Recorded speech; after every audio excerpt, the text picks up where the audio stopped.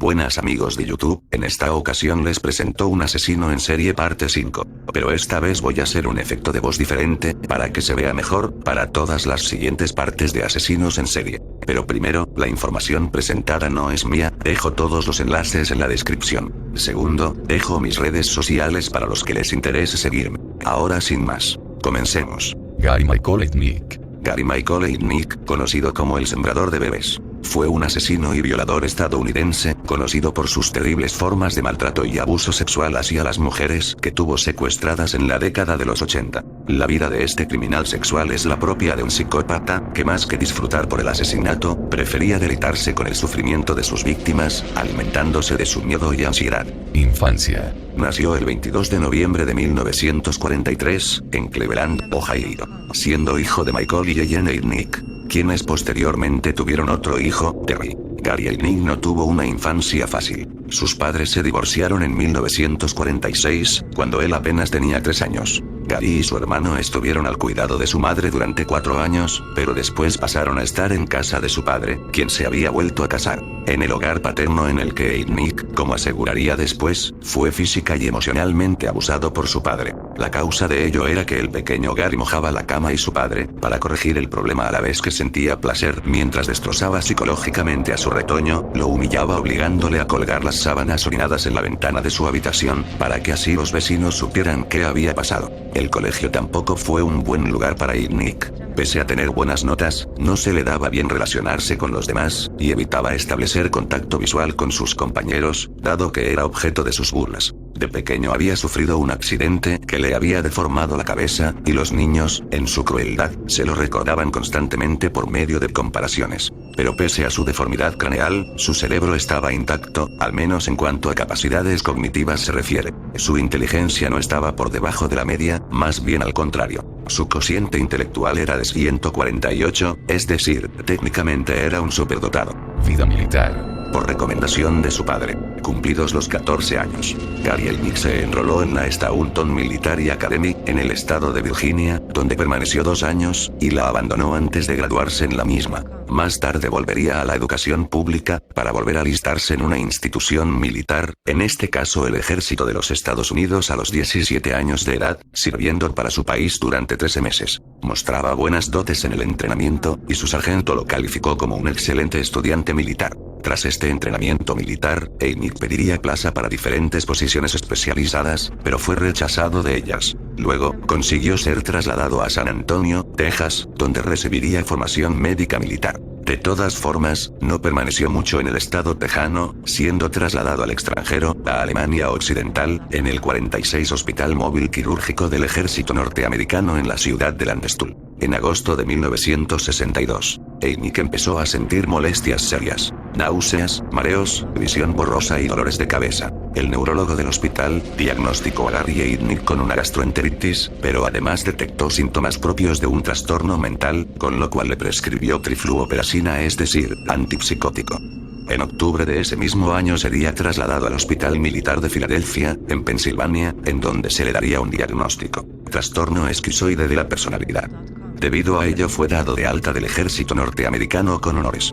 Vuelta a Estados Unidos. Tras habérsele diagnosticado el supuesto trastorno esquizoide de personalidad, y dejar de formar parte del ejército norteamericano, Eitnik estudiaría en la Universidad de Pensilvania, aunque solo duró un semestre. Trabajó como enfermero psiquiátrico, en la administración para veteranos de un hospital en Coatesville, Pensilvania, pero acabó siendo despedido debido a su mal comportamiento con los pacientes. Desde agosto de 1962, hasta su arresto en marzo del 1987, Eitnik fue yendo de psiquiátrico en psiquiátrico, debido a que se intentó suicidar hasta 13 veces. Las tendencias suicidas eran algo que le venía de familia, dado que su madre Ellen, quien había sido diagnosticada con cáncer óseo y era alcohólica, acabó con su vida bebiendo bicloruro de mercurio, un compuesto muy tóxico. Su hermano Gary también intentó suicidarse en varias ocasiones. Carrera de violador serial. En 1986, tras haber sido abandonado por su exmujer, Betty Bristow, Eitnik volvería a ser arrestado y acusado de asalto, además de violación en la pareja y conductas sexuales desviadas.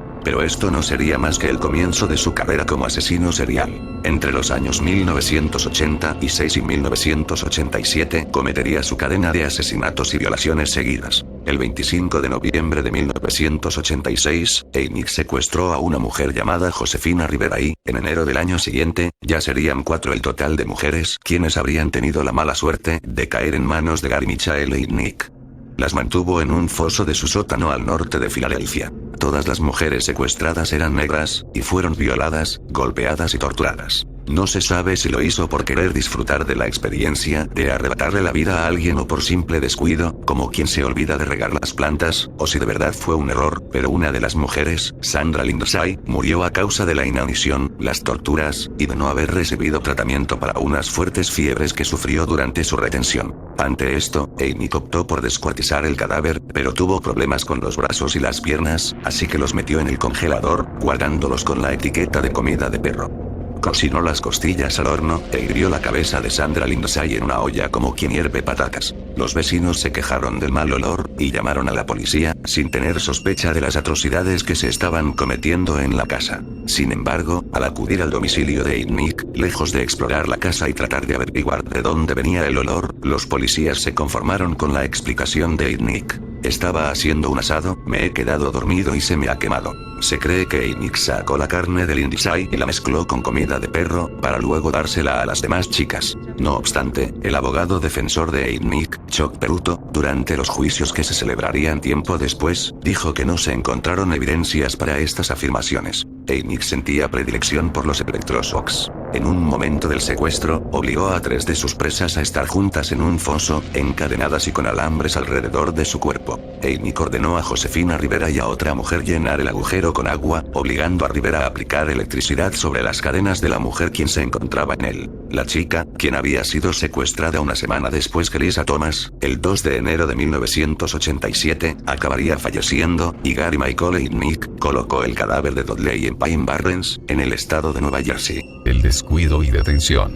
El 18 de enero de 1987, Nick secuestró a Jacqueline Askins para sustituir a la recién fallecida Deborah, siendo la más joven de su total de 6 víctimas, con tan solo 18 años. Cuando Askins fue entrevistada en 2018, cumpliéndose 30 años de su secuestro, indicó que Nick amordazaba a sus víctimas con cinta americana y penetraba sus oídos con un destornillador. El 23 de marzo de 1987, Nick y su cómplice a la fuerza, Rivera, secuestraron a Agnes Adams. Al día siguiente, Rivera consiguió convencer a su secuestrador de que la dejara ir temporalmente para ver a su familia. Sorprendentemente, Nick la creyó y la liberó, pero Rivera no era tonta. De hecho, llevaba tiempo camelándose a su secuestrador para conseguir manipularlo y liberarse tanto a sí misma como a sus demás compañeras de celda. Nick la llevó hasta una gasolinera y la esperó ahí. Ella se fue caminando y consiguió llamar al 911. La policía, oyendo que la mujer tenía que estar encadenada por el sonido metálico que se oía a través del teléfono, fue a la gasolinera y arrestaron a Nick. Luego fueron a su casa, descubriendo la tremenda escena. 3 mujeres en el sótano, una liberada en la calle y 2 cadáveres, uno en la nevera y otro enterrado. El mejor amigo de Nick, Carlton Brown, también fue arrestado, aunque fue dejado en libertad tras pagar una fianza de $50,000 y testificar en contra de Nick. Brown confesó haber sido testigo de la muerte de Sandra Lindsay y de cómo Nick la desmembró.